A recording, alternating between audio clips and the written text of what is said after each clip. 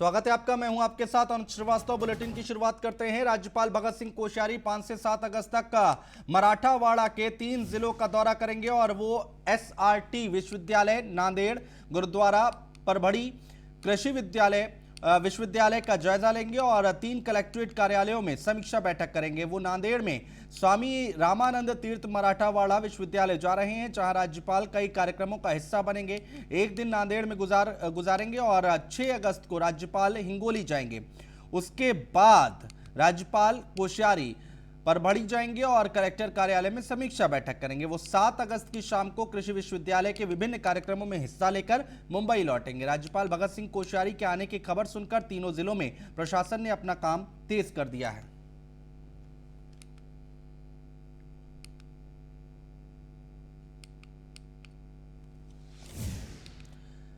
राज्यपाल भगत सिंह कोश्यारी के नांदेड़, हिंगोली, परभड़ी के 3 दिवसीय दौरे पर ठाकरे सरकार ने नाराजगी जताई है। उनके दौरे पर अल्पसंख्यक विभाग के मंत्री नवाब मलिक ने कहा है कि राज्यपाल राज्य में 2 सत्ता केंद्र को बनाने की कोशिश कर रहे हैं, जो ठीक नहीं है। राज्यों के भीतर राष्ट्रपति महोदय अपने अधिकार राज्यपाल महोदय को वर्ग करते हैं और पार्लियामेंट्री डेमोक्रेसी सिस्टम में 3 टायर सिस्टम होने के कारण जो संविधान में राज्यों के अधिकार हैं, वो अधिकार विधानसभा के गठन के बाद जो नेता विधानसभा का होता है, वो राज्य का मुख्यमंत्री होता है, वो सारे अधिकार संवैधानिक प्रोविजन के तहत मुख्यमंत्री महोदय को दिए जाते हैं। और द्रास सेक्टर में शहीद हुए बुल्ढाड़ा जिले के चिखली के जवान कैलाश पवार का आज चिखली में राजकीय सम्मान के साथ अंतिम संस्कार किया गया। यूनिट 10 महा रेजिमेंट का जवान Kailash Bharat Pawar trans sector Indo China line of control के पास तैनात था। इसी दौरान जवान का पैर बर्फीले पहाड़ से फिसल गया। साथ में मौजूद जवानों ने शहीद जवान को इलाज के लिए लद्दाख के एक अस्पताल में पहुंचाया, लेकिन इलाज के दौरान जवान की मौत हो गई।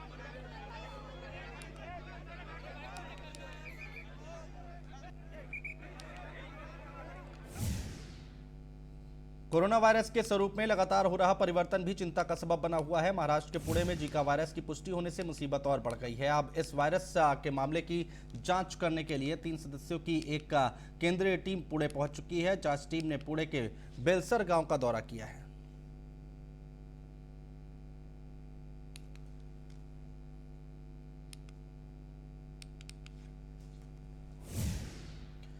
मुंबई के पूर्व पुलिस कमिश्नर परमबीर सिंह समेत अन्य आला पुलिस अफसर और अंडरवर्ल्ड के कुछ लोगों के खिलाफ मामला दर्ज कराने वाले क्रिकेट बुकी सोनू जालान और केतन तन्ना ने अब ईडी में भी शिकायत की है। महाराष्ट्र के पूर्व गृह मंत्री अनिल देशमुख के खिलाफ 100 करोड़ रुपए की वसूली के आरोप कर चर्चा में आए मुंबई के पूर्व पुलिस कमिश्नर परमबीर सिंह की मुश्किलें दिन ब दिन बढ़ती जा रही हैं।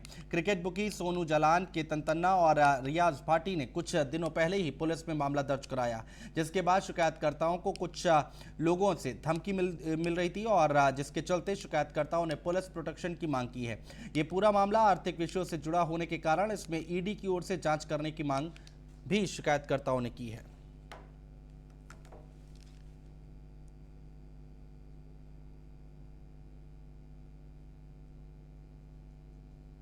करवाइए परमवीर सिंह और उसकी गैंग पर रवि पुजारी के साथ मिलके।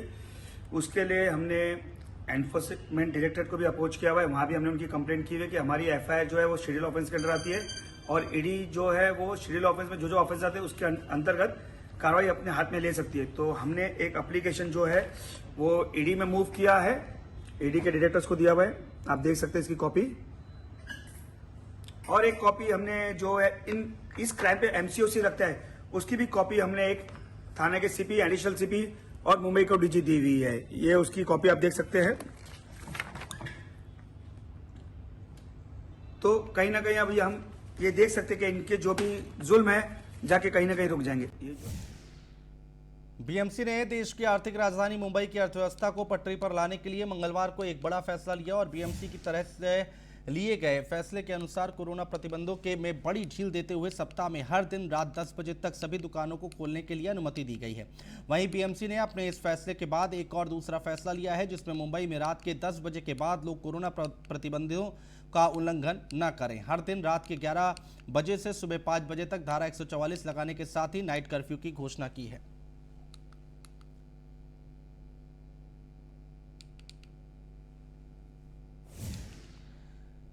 टीके की कमी के कारण आज मुंबई के सरकारी और निकाय के केंद्रों पर टीकाकरण नहीं हो पाया। बीएमसी ने बताया कि कोविड-19 रोधी टीकों की कमी के कारण टीकाकरण नहीं हो पाया। टीकों की नई खेप आने पर टीकाकरण अभियान शुरू किया जाएगा। बीएमसी ने टीकों की कमी के कारण इस महीने पहली बार टीकाकरण अभियान रोका है। पिछले महीने इसी वजह से 3 बार अभियान रोका गया था। बीएमसी के अनुसार मुंबई में अभी तक कुल 73,36,171 लोगों को कोविड-19 रोधी टीकों की खुराक दी गई है, जिनमें से 18,09,075 लोगों को टीके की दोनों खुराक दी जा चुकी है। मुंबई में अभी 428 टीकाकरण केंद्रों का संचालन हो रहा है, जिनमें 294 बीएमसी और 20 सरकार की ओर से संचालित हैं, जबकि 114 निजी केंद्र हैं।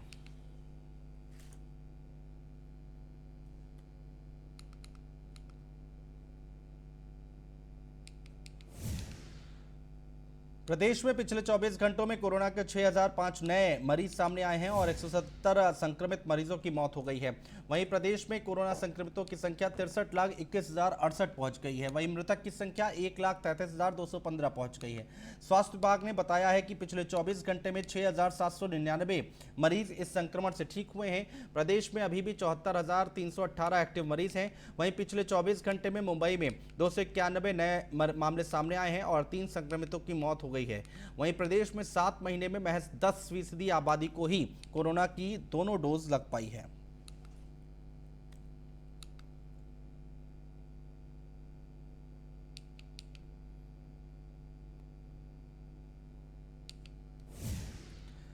दो गज की दूरी, मास्क है जरूरी। सरकार अपनी ओर से कोरोना को लेकर लोगों को जागरूक कर रही है, लेकिन कुछ लोग नियमों को तोड़ने से बाज नहीं आ रहे हैं। ऐसे ही कुछ लोगों को न्यूज़ 1 इंडिया ने कैमरे में पर नियम तोड़ते हुए पकड़ा है और कुछ लोगों ने गलती स्वीकार की है, तो कुछ ने मीडिया और बीएमसी के कर्मचारियों को ही नियमों का पाठ पढ़ाना शुरू कर दिया।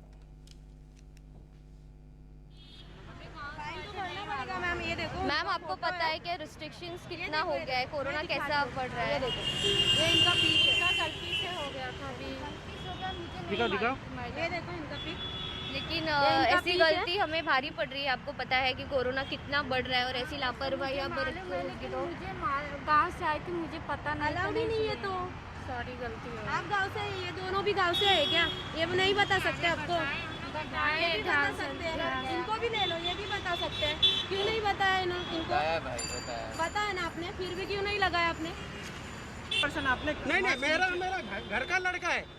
हम घर के अंदर रह सकते हैं, बाहर क्यों नहीं रह सकते? मेरे को ये बताओ पहले। क्या नहीं रख नहीं, सकते? घर के अंदर फैमिली है तो हमारा तो फैमिली मेंबर है, तो उसमें प्रॉब्लम तो नहीं होना चाहिए ना।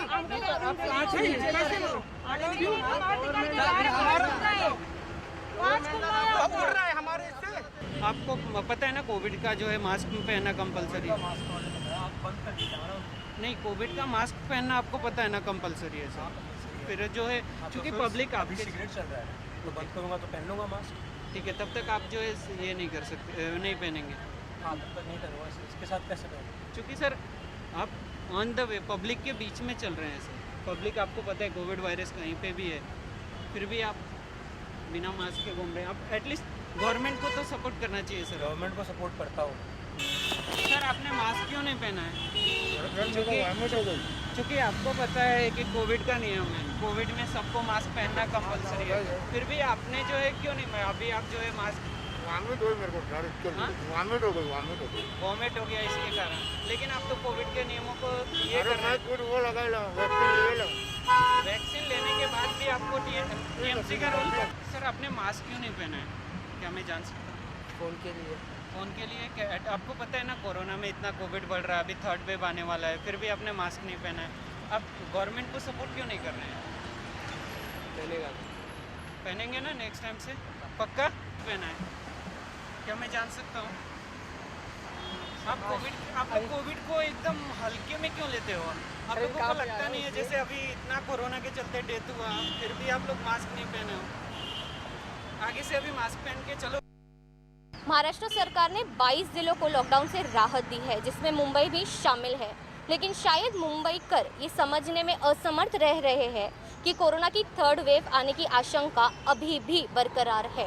न्यूज़ 1 इंडिया की टीम ने अपने कैमरा में बाकायदा कुछ लोगों की लापरवाही कैद की है। कैमरामैन गौरव नाइक के साथ फरियाल सैयद, न्यूज़ 1 इंडिया। मुंबई के दुकानदारों को बड़ी राहत मिली है। महाराष्ट्र के मुख्यमंत्री उद्धव ठाकरे ने मुंबई में सारी दुकानों को रात 10 बजे तक खोलने की अनुमति दे दी है, जिसके बाद दुकानदारों में खुशी का माहौल है। मुंबई में अब व्यापारियों को समय से राहत मिलने के फैसले से दुकानदारों में राहत की खुशी है और व्यापारियों ने महाराष्ट्र सरकार के इस फैसले का स्वागत किया है। आपको बता दें कि कुछ महीनों में से मुंबई में लॉकडाउन की वजह से व्यापारियों पर बड़ा असर पड़ा है, जिसके चलते व्यापार ठप हो गया था। थोड़ा राहत मिलेगी, हो सकता है पब्लिक लोकल चालू हो जाए तो और ज़्यादा मिलेगी। पब्लिक कम है, थोड़ा पब्लिक बढ़ जाए तो और अच्छा हो जाएगा। तो सरकार को लोकल भी चालू कर देना चाहिए। जी बहुत ज़्यादा होने चाहिए, जल्दी से जल्दी थोड़ा व्यापार बढ़ेगा। नहीं हम लोग को बहुत लाइट बिल, लड़कों की पगार बहुत ज़्यादा होता है। तो लाइट बिल कितना बाकी है? अभी तो फिलहाल नहीं, हम लोग का कैसे मतलब हमको ये खुशी हुई कि 10 बजे तक के चालू हुआ, लेकिन हमारा धंधा कारोबार कुछ नहीं है और परेशानी है कि अभी पब्लिक नहीं है और ज़्यादा ट्रेन में बंद है। उसमें वही वजह से मेन हमारी मुंबई की लाइफलाइन ट्रेन है और वो चालू हो जाए तो उसमें कुछ धंधा बढ़े। ठीक है, सरकार के इस फैसले से आप कितना खुश है वो बताइएगा। सरकार के फैसले तो बहुत खुश है कि उन्होंने हमारे तरफ अभी देखा, हमको ये खुशी। और मुंबई के चर्चित मनसुख हिरेन हत्याकांड मामले में एक नई जानकारी सामने आई है। इसके मुताबिक मनसुख की हत्या के लिए आरोपियों को 45 लाख रुपए दिए गए थे। ये जानकारी एनआईए ने विशेष अदालत को दी है और इसी के आधार पर एनआईए ने आरोप पत्र दाखिल करने के लिए 30 दिनों का अतिरिक्त समय भी मांगा है। मनसुख हिरेन हत्याकांड मामले में एनआईए को 9 जून तक आरोप पत्र दाखिल करना था। एनआईए ने विशेष अदालत को मामले से जुड़ी कई जानकारियां भी बताई हैं, जिसके मुताबिक इस मामले में किस व्यक्ति ने फंडिंग की थी ये भी पता लगाया जा रहा है। इसके अलावा अब तक एनआईए ने तकरीबन 150 गवाहों के स्टेटमेंट रिकॉर्ड किए हैं। दिल्ली जाकर भी कुछ लोगों के बयान भी दर्ज किए गए थे।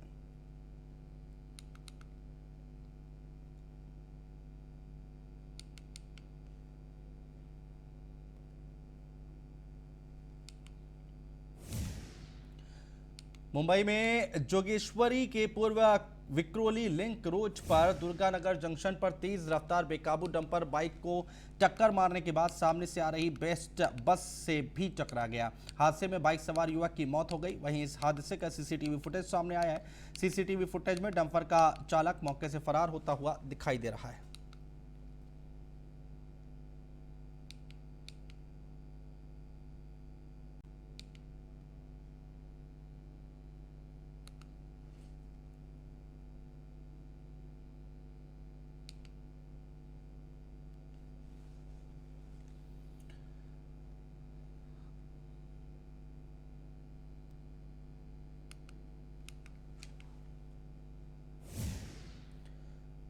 पुणे में एक लड़की का शराब के नशे में सड़क पर हंगामा करने का वीडियो सोशल मीडिया में वायरल हो रहा है। दरअसल पुणे शहर के तिलक रोड पर हिरबाग चौक में एक लड़की रात के करीब 10:30 बजे शराब पीकर सड़क के बीचों बीच आकर लेट गई। घटनास्थल पर मौजूद लोगों ने इस पूरी घटना का वीडियो बना लिया। वहीं सूचना मिलने पर मौके पर पहुंची पुलिस ने हंगामा कर रही लड़की को हिरासत में लिया है।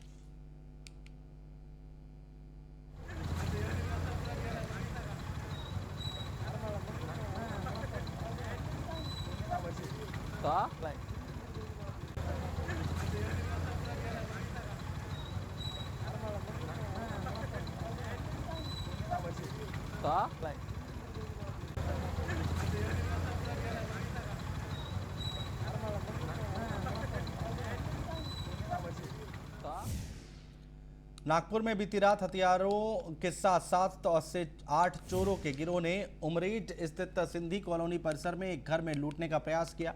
ये पूरी घटना सीसीटीवी में कैद हो गई है। अचानक हुई इस वारदात से इलाके में दहशत का माहौल है।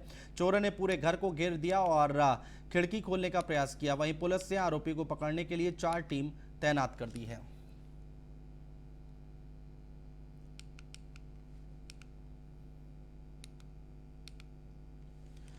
तस्वीरें नागपुर की हम आपको दिखा रहे हैं, जहां पर बीती रात हथियारों के साथ 7 से 8 चोरों के गिरोह ने उमरेड स्थित सिंधी कॉलोनी परिसर में एक घर में लूटने का प्रयास किया। ये सीसीटीवी फुटेज सामने आई है। ये पूरी घटना सीसीटीवी में कैद हुई है।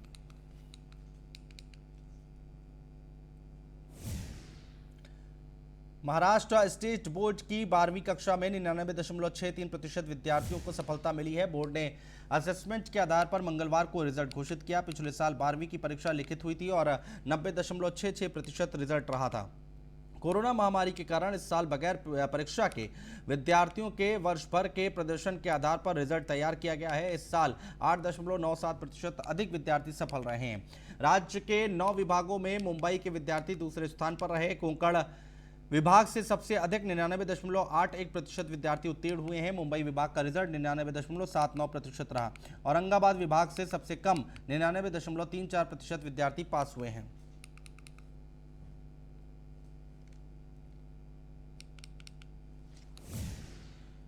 हिंगोली नगरपालिका की ओर से शहर के नागरिकों के लिए टैक्स भुगतान करने के लिए WhatsApp based tax collection system की शुरुआत की गई है। हिंगोली नगरपालिका राज्य की पहली नगरपालिका है जो WhatsApp based tax collection system से बिल से टैक्स वसूलेगी। इससे नागरिक व्हाट्सएप पर टैक्स की जानकारी ले सकते हैं और टैक्स भी पे कर सकते हैं।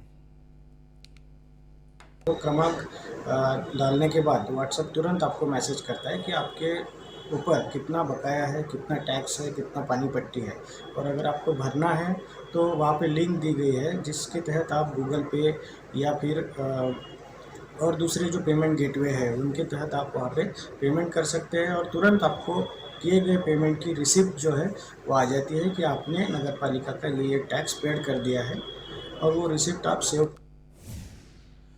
करोड़ों की इफेड्रिन ड्रग स्मगलिंग मामले की आरोपी बॉलीवुड अभिनेत्री ममता कुलकर्णी को ठाणे न्यायालय ने झटका दिया है। एनडीपीएस कोर्ट के अतिरिक्त सत्र न्यायाधीश राजेश एस गुप्ता ने उनके बैंक खातों पर लगी पाबंदी और फ्लैट पर लगी सील हटाने की याचिका खारिज कर दी है। वकील के जरिए दायर याचिका में कुलकर्णी ने बताया है कि उन्हें मामले में फंसाया गया है। परिवार में वो एकमात्र कमाने वाली थीं और उन्हें मानसिक बीमारी चल रही है और बहन का खर्च उठाना पड़ रहा है। 6 बैंक खातों के संचालन और 3 एफडी को तोड़ने पर पाबंदी लगाने से वो बहन के चिकित्सा खर्च को पूरा करने में असमर्थ हैं। इसके साथ ही इलाज के दौरान उनकी बहन को साफ सुथरी व्यवस्था में रखने की जरूरत है, इसलिए अंधेरी स्थित फ्लैट पर लगी सील हटाई जाए।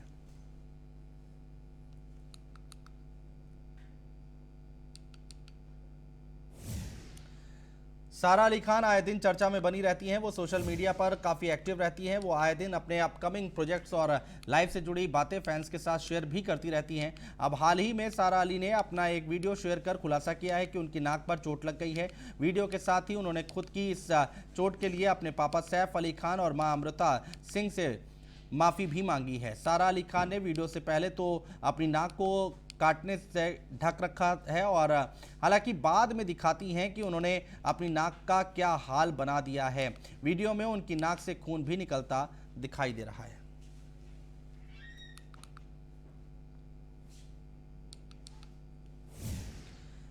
सिंगर रैपर हनी सिंह की पत्नी शालिनी तलवार ने हनी सिंह पर घरेलू हिंसा का मामला दर्ज कराया है। शालिनी तलवार ने अपनी याचिका में यो के खिलाफ कई चौंकाने वाले खुलासे किए हैं। हनी सिंह की पत्नी ने यह भी कहा है कि सिंगर के करियर को पेस मिलने के बाद वो उनके साथ अग्रेसिव हो गई थे और शालिनी ने कहा है कि उनकी शादी की फोटो सोशल मीडिया पर वायरल होने के बाद हनी सिंह पैनिक हो गए। उन्होंने शालिनी पर यह आरोप लगाते हुए बेरहमी से पीटा कि फोटो शालिनी ने लीक की हैं।